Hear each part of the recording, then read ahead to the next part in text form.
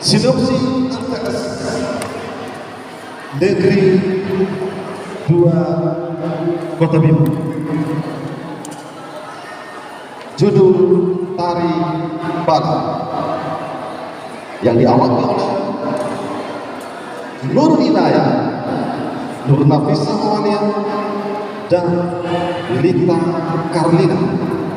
Sinopsi, tarian ini merupakan tarian kreasi yang menceritakan tentang masyarakat di suatu dusun yang sangat antusias menyambut hasil panen jagung yang melimpah.